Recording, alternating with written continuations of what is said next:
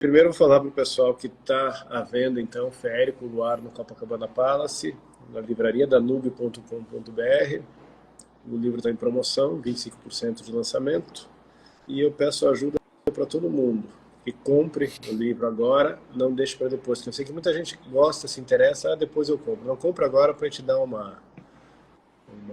pico de venda aí, principalmente depois quando estiver na Amazon. Também compre na Amazon, deixa avaliação, que eu acho que dá para fazer esse livro aí um best-seller de nicho. Os livros, romances não vendem muito no Brasil, nem nas grandes editoras, os números são decepcionantes, e eu acho que a gente consegue vender bem, e dá para emplacar, acho que ele consegue emplacar 1000 livros aí, Alexandre, no comecinho aí. Essa é a meta. Eu ia gostar de ser eu ia gostar de ser um best-seller de nicho.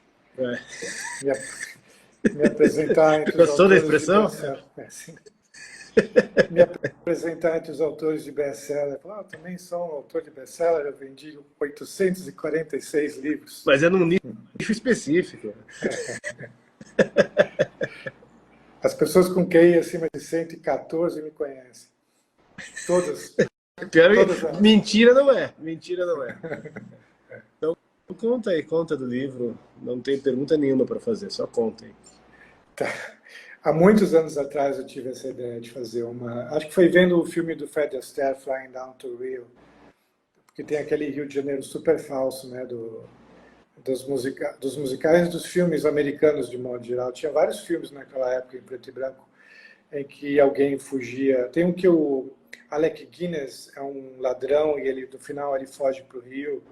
Aquele clichê de sempre, de ladrão fugir para o Rio, né? E tem ninguém faz mais isso faz tempo. Não faz sentido, né? É como fugir para Botsuana ou algo assim. As pessoas falam espanhol naquele Rio de Janeiro e usam aquelas mangas bufantes de Carmen Miranda. E tem o Senhor Andrade e não sei o quê. E havia uma imagem boa do Rio de Janeiro nos anos 30, e que estava começando a surgir, porque nos anos 20 não era nada ainda, mas nos anos 30 começou a surgir, né? E estava bem popular. Os playboys brasileiros estavam fazendo sucesso também, tanto que um playboy brasileiro aparece no Breakfast at Tiffany's, né? Um bonequinho de luxo. Tem um fazendeiro brasileiro que é um playboy lá. Então, há muitos anos atrás, eu já queria escrever uma história sobre um playboy brasileiro fracassado. Tinha que ser fracassado, porque se não for fracassado, não tem graça, né? A comédia existe na base da incompetência, né?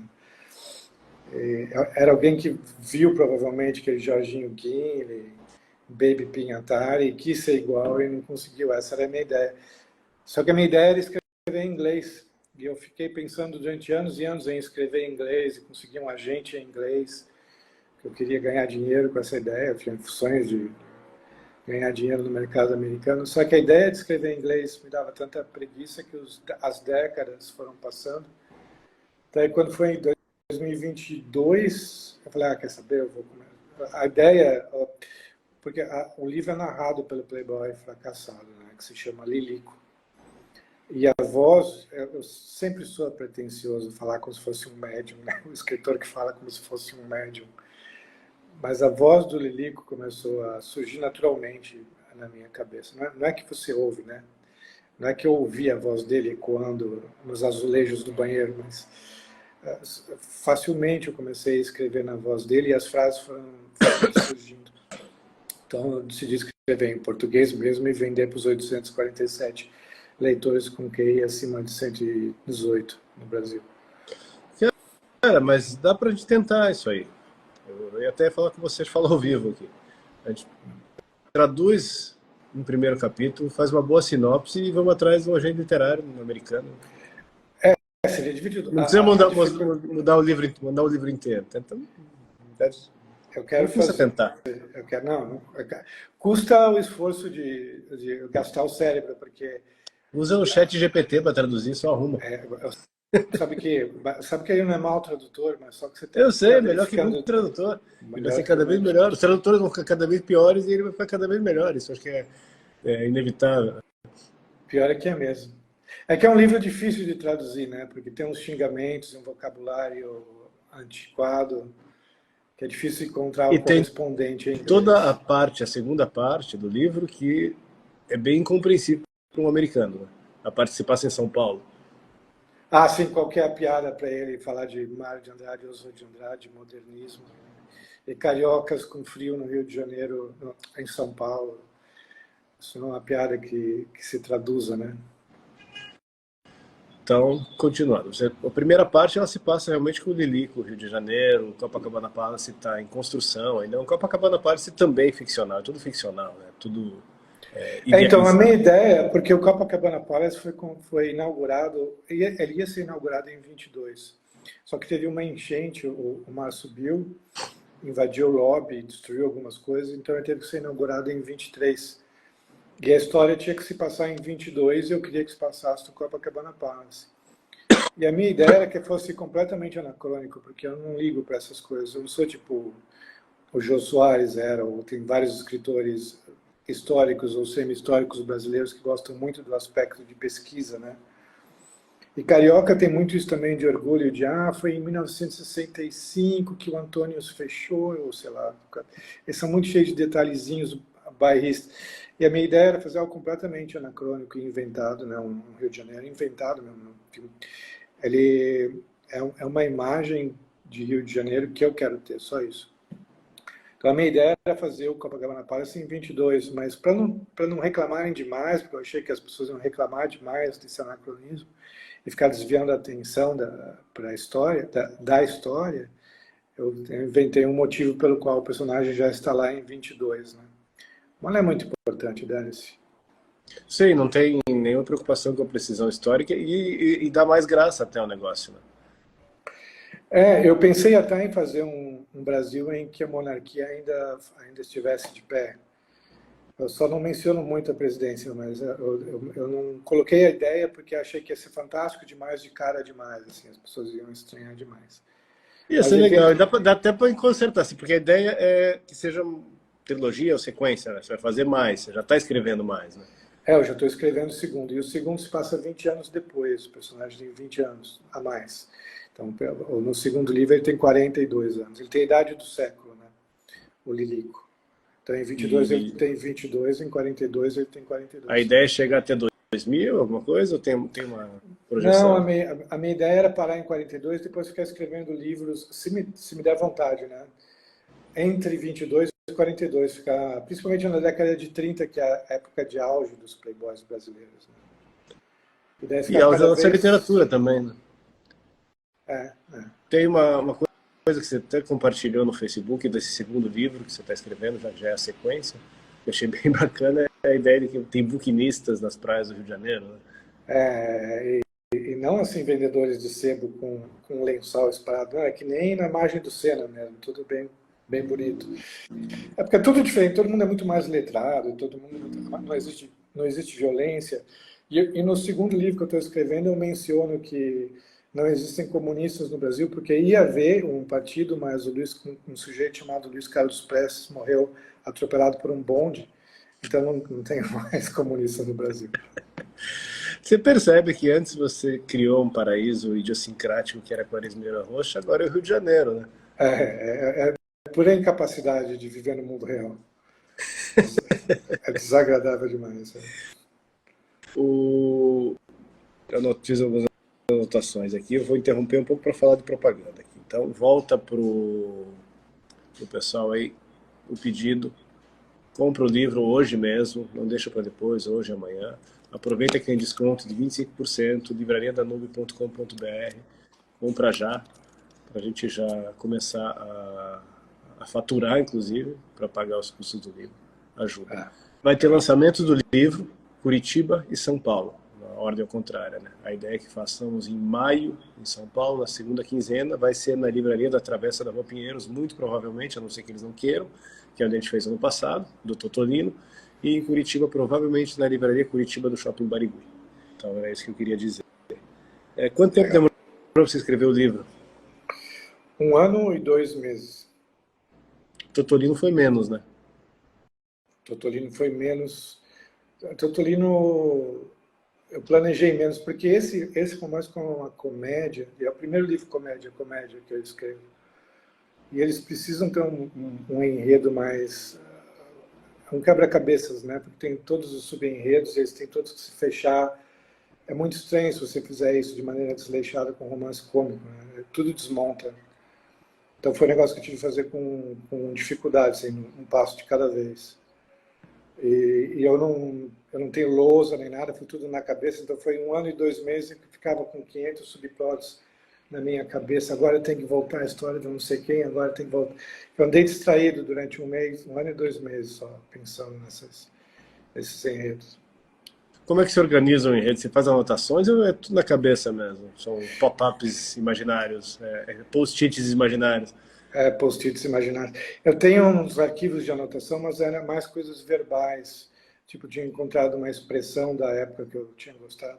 Porque apesar da história se passar em 22, o Lilico é um pouquinho antiquado, porque ele cresceu lendo as revistas e os jornais de 1910, 1915. Então ele tem um português um pouco mais antiquado do que os escritores avant-garde escreviam em 22, né? Ele não escreve como Oswald de Andrade ou Mário de Andrade, ele escreve como uma geração um pouquinho mais velha. Mas ninguém deveria escrever que nem Oswald de Andrade, né? Nem o Oswald de Andrade deveria escrever. Sim. O Cláudio ali está corrigindo, não, primeiro não é em Curitiba, primeiro vai ser em São Paulo. Vai ser na segunda quinzena de maio em São Paulo e em meados de junho em Curitiba. Não sei se eu falei errado aqui, mas é isso aí. Falando em Oswald de Andrade, Mário de Andrade, tem a segunda parte do livro. A primeira parte se passa nesse Rio de Janeiro, idealizado, melhor do que qualquer Rio de Janeiro que existiu e vai existir. E depois a segunda parte se passa em São Paulo, em uma fazenda de café, e tem essa piadinha com os modernistas de novo. Esse é um tema que você retoma. Você já tinha falado disso num conto, no O Homem que Iria os Seus Próprios Pensamentos, e agora volta a fazer piada com os modernistas. Acho que é raiva de ter estudado isso na escola. Raiva dos professores, né? E imaginar os professores ficando chocados.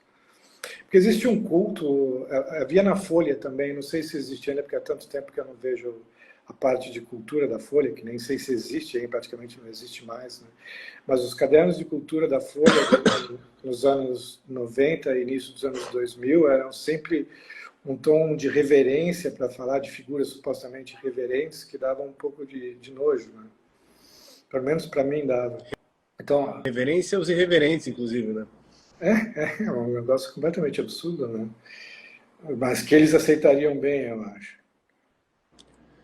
Eu sou um pouco mais novo que você, mas anos 90 era isso aí, né? Quando estava no ensino médio, era vacas sagradas mesmo, o pessoal do modernismo. O movimento modernista e a Semana de 22 como algo, algo sagrado. E você tira bastante sarro, porque uma passagem do livro é durante a Semana de 22, né? E também é uma Semana de 22 de mentirinha.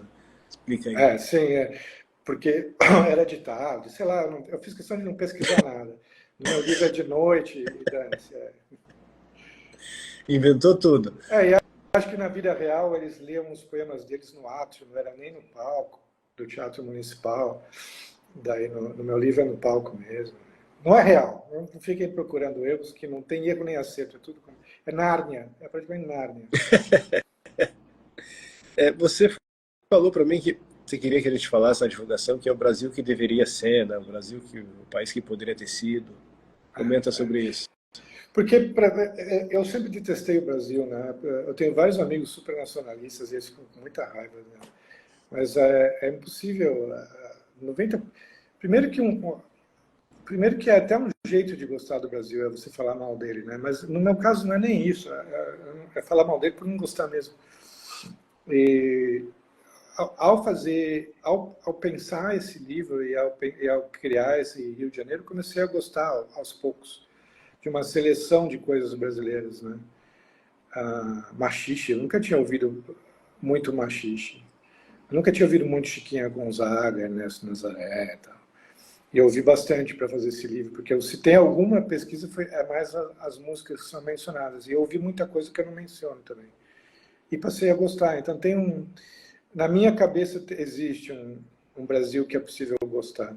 E isso é uma coisa que não havia há 2 anos atrás para mim. Cara, quando eu estive no Senso em Comum não, na Panela, faz 4 anos, naquele programa do Flávio Morga e com o Carlos de Freitas, eu falei para eles de uma ideia, tá no podcast que eu gravei com eles, de fazer um site, sei lá o quê. Eu rogo para que alguém faça, porque eu não tenho que fazer.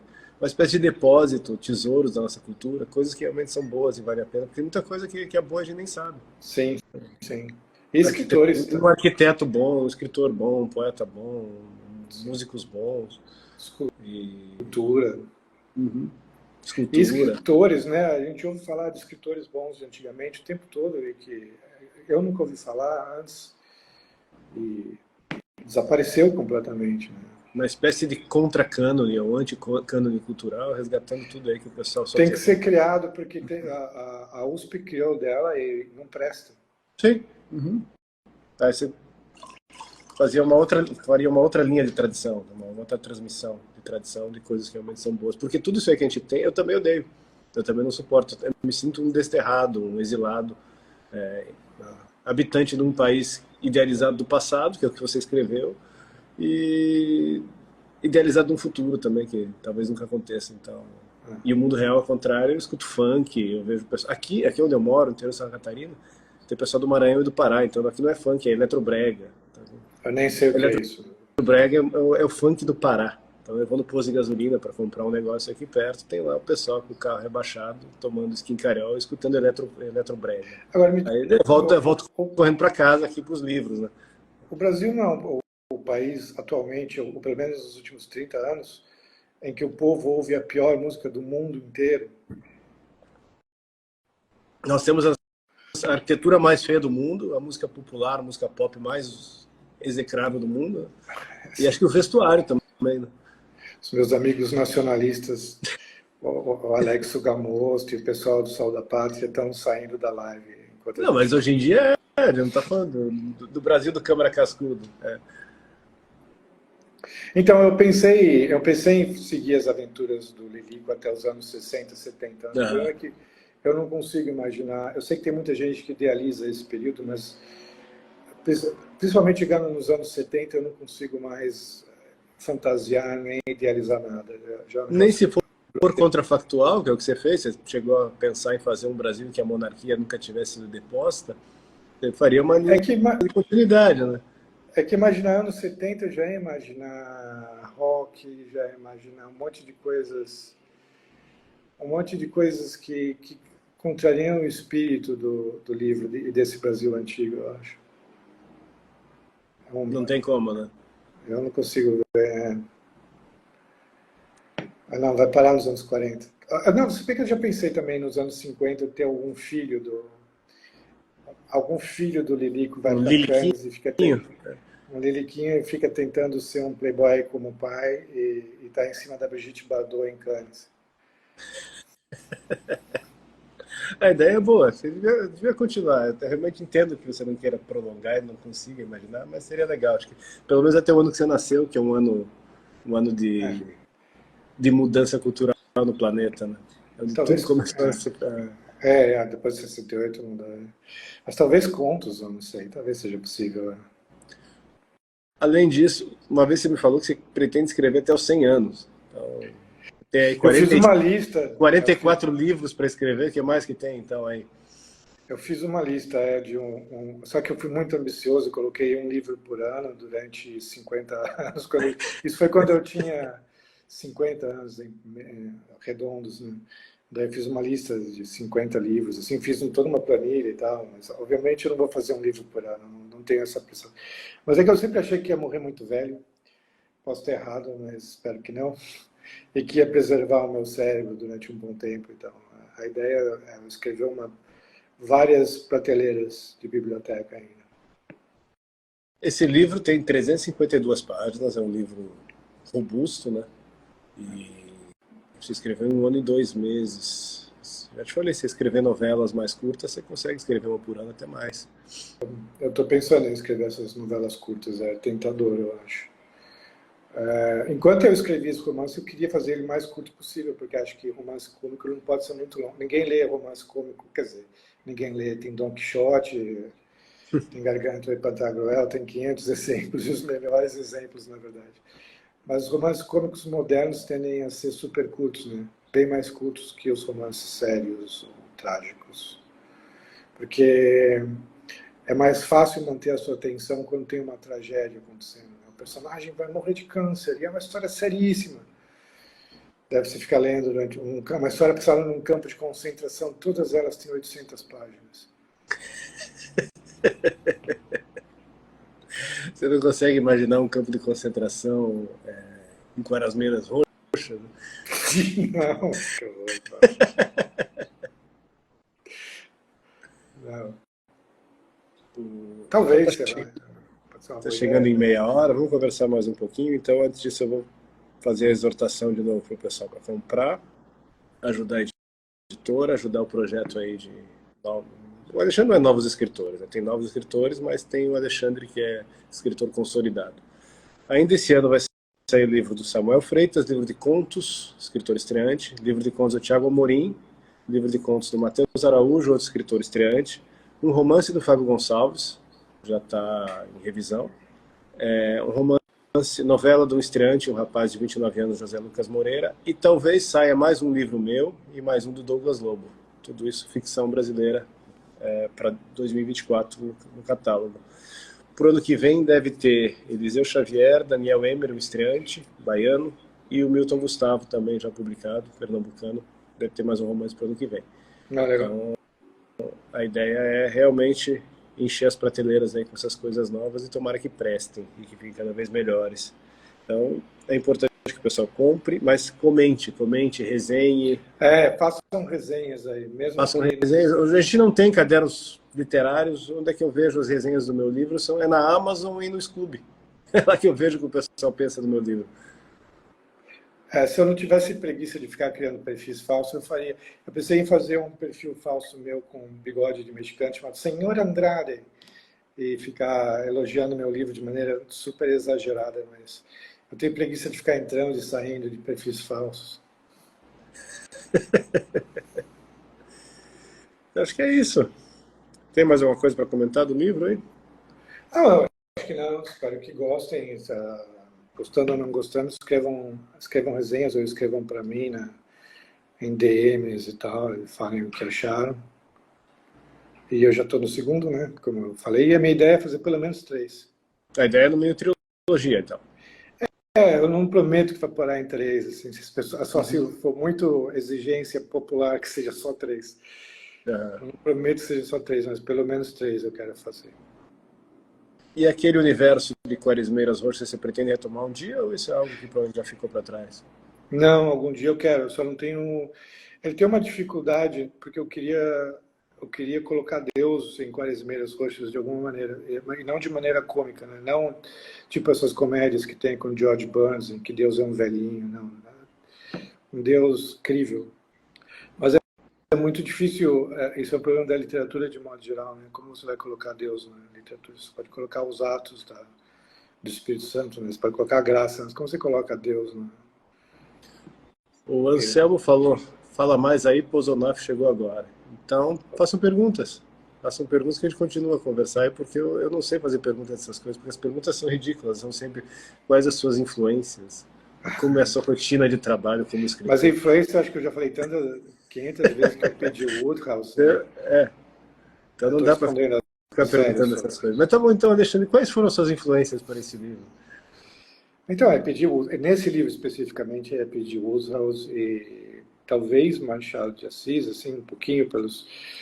É frívolo dizer, mas pelos capítulos curtos, que nem todos os capítulos desse livro são curtos, mas alguns são, né?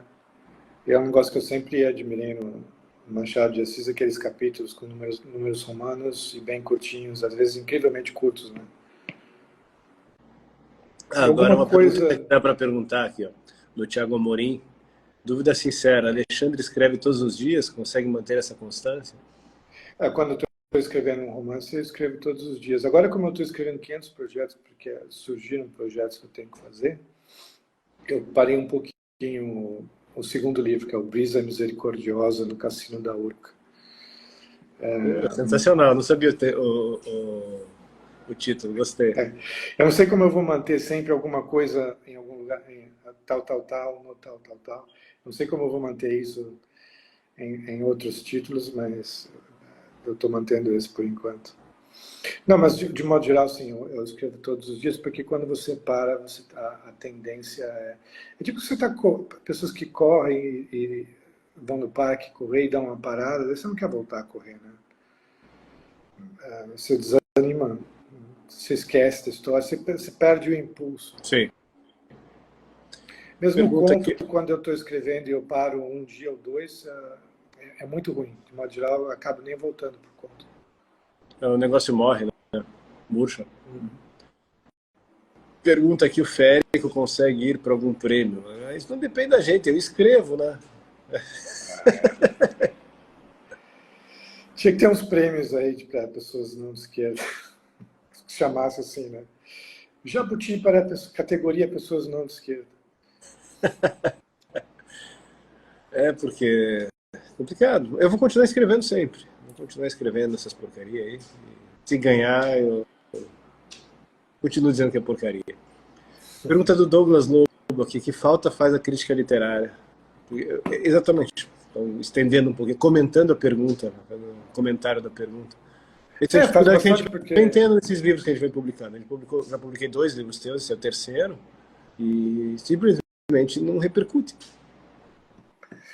Não repercute culturalmente. Você tem, assim, comentários, avaliações, e uma entrevista aqui, ou resenha ali, os veículos estão surgindo, que nem o Namuno, mas crítica mesmo não tem, né? Não. A gente falou sobre isso, né? A impossibilidade de um Welbeck aqui, né?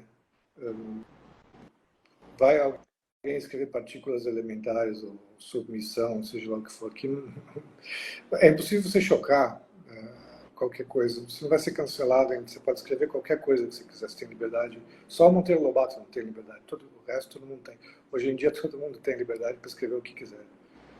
Por quê? Porque é completamente ignorado. É uma forma de liberdade, se você quiser enxergar. Sim, tendo razão. Os nossos livros não vão ser escrutinados, fazer um escrutínio, agora o verbo não sei. Eles não vão ser avaliados com lupa por ninguém. Ninguém vai poder colocar aqueles rótulos infamantes na gente, porque não estão lendo. Você pode escrever um romance inteiro sobre alguém que quer matar o Alexandre de Moraes e mata e fica 400 páginas torturando o Alexandre de Moraes. Ele não vai ligar. É um romance. Mas um tweet aí é sério. É isso mesmo. Mas, por outro lado, os números de venda dos nossos romances aqui, da Danúbio, os teus, inclusive, dadas as circunstâncias, eles são muito bons. Você já teve na Record, já teve em grandes editoras, você sabe, né? É aquela história, todo mundo sabe, né? Quando você está numa editora grande, você é a última prioridade lá da lista de autores deles, né? Uma grande coisa isso. Mas você falou pelo lado profissional, a falta de crítica, né? Isso. Mas também pelo lado de leitor... As duas coisas. Pelo lado profissional, realmente, porque o crítico disser, fez cagada aqui, você, putz, fiz cagada. E do lado promocional também, as duas coisas. Não tem nem para Tem um lado que a gente que gosta de ler, é agradável falar sobre livros, né? E era agradável você ler críticos brasileiros falando sobre literatura brasileira, como ainda é, se for não ser, pegar coletâneas de críticos dos anos 50, 40 e 30. Até de livros que você vai ter muita dificuldade de encontrar, mas é agradável ler. A conversa sobre literatura é um negócio agradável, porque qualquer coisa, qualquer hobby que você tenha, colecionar conchas, você vai querer falar sobre isso. E agora, se você quiser ler sobre literatura no Brasil, você vai ter que ir para o Goodreads, que já é algo. Você vai ler os leitores falarem, né, sobre bem ou mal, né, com habilidade ou sem habilidade, com conhecimento ou sem conhecimento. Mas é praticamente só o Goodreads e se você fizer uma procura no Twitter, nem isso, né? Nem isso. E é o Unamuno. E você supõe que você acompanhasse na época, nos 80, 90, quando ainda tinha alguma coisa de suplementos literários, você acompanhava? Estadão, Ilustrado? Acompanhava aí de uma hora para outra, que é algo que você e o Douglas Lobo já conversaram, né? Que de uma hora para outra aquilo foi tomado pelos professores universitários, né? Ficou chatíssimo. E acho que é assim até hoje, eu não sei dizer, porque eu não leio. Assim, eu andei assinando o rascunho uns 3 meses e parei de jogar dinheiro fora, né?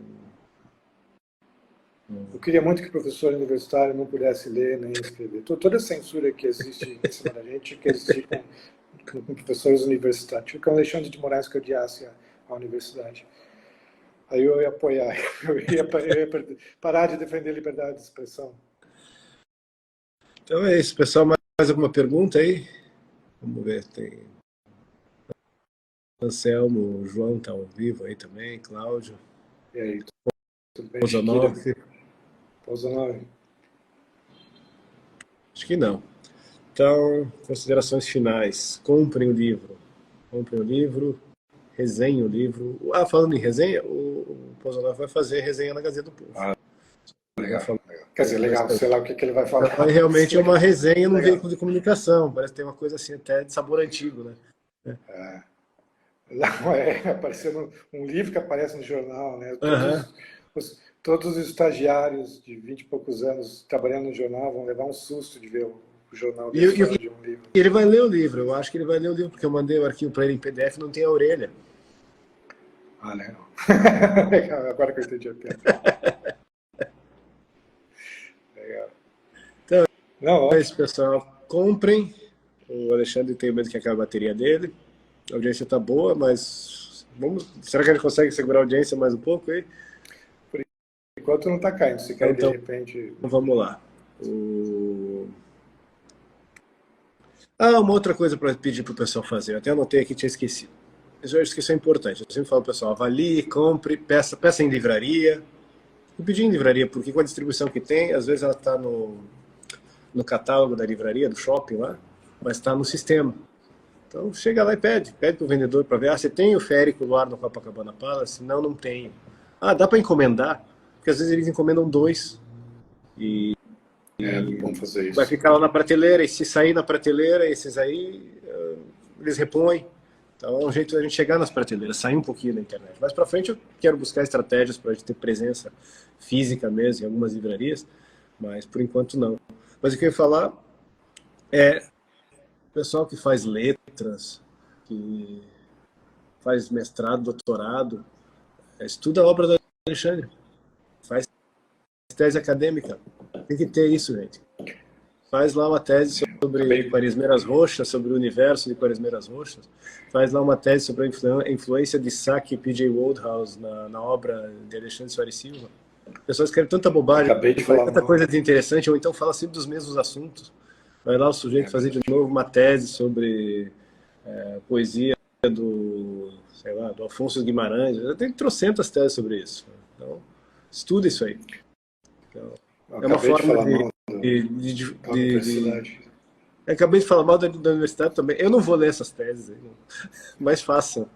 Já que você tem que fazer, esse pessoal que fez essa opção martirizante de ser professor universitário, que precisa de titulação e de produção acadêmica, e fazer artigos e currículo Lattes e tal. Essas pessoas são realmente incompreensíveis para mim, mas já que estão fazendo isso, façam com os livros do Alexandre. Por que não? Sim. Lançamento, então, pessoal, lançamento em Curitiba e São Paulo. Eu faria em mais lugares se um dia houver orçamento, por isso comprem o livro para que a gente possa fazer em mais lugares. O pessoal pediu em Brasília, mas para Brasília eu não vou. Para Brasília eu não vou, de jeito nenhum. Então, Brasília nunca vai rolar. Falando para fazer no Copacabana Palace, entrar em contato com a gerência. É bom que eles não saibam, eu não quero que o Belmont encha o meu saco. Vai que não gostam, né? Não tem nenhum motivo para não gostar, porque não tem nada que desabone o hotel no livro. Pelo contrário. Não, daqui a 50... Alguém me ensinou isso no Instagram para mim, dizendo que daqui a 50 anos vai ter uma sala, museuzinho do Férico lá no Copacabana Palace, no Copacabana Palace. Cara, a gente que é escritor, a gente sempre pensa nessas coisas e às vezes acontece. Às vezes acontece. Quantos escritores não tiveram vidas assim meio tediosas e recolhidas? E a gente às vezes esquece. No Brasil mesmo, quando você acha que vendia os livros do Carlos Drummond de Andrade, quando ele lançou os primeiros livros de os poeminhas dele, não vendia nada. Era lido por outros escritores ou intelectuais, ou aspirantes a intelectuais, aspirantes a escritores, aspirantes a poetas. E é quem te lê, né? esse pequeno círculo de leitores que você tem aí cativo. Que... O Anselmo mencionou que o... desculpa, caiu o seu som aí, achei que você tinha parado de falar, falei por cima. O Anselmo mencionou que o Décio Machado, que aí estava falando de crítica,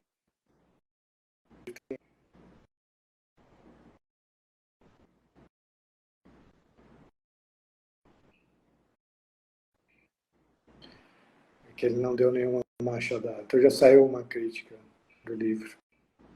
A conexão está um pouco ruim. Está ali na, ele dá uma machadada na abinha, quando o livro é ruim, né? Na abinha de destaques do Instagram da Danúbio, tem lá um íconezinho repercussão, dá para acessar essa resenha do Décio Machado. Mas eu me incomodo esse fato de que o pouco que a gente tem de resenha é sempre feito em blog ou em Substack. Tem o Unamuno. O Unamuno, espero que o Unamuno seja impressa um dia urgente e tenha distribuição em livraria, porque banca de jornal acabou, né? Não vai ter mais. O que tem são youtubers, né? Booktubers. Não, é verdade, mas de qualidade eu não conheço. Tem algum brasileiro assim de profundidade de análise?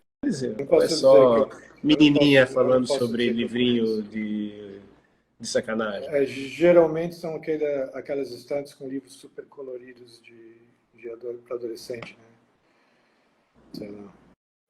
E também o mundo do TikTok é outro que eu nunca entrei, eu só vejo quando aparece no YouTube. Mas tem TikTokers de livros também, parece, né? Essa dimensão eu não conheço, né? Também não. Nunca entrei lá. Então é isso, pessoal. Um dia eu entro. Eu não.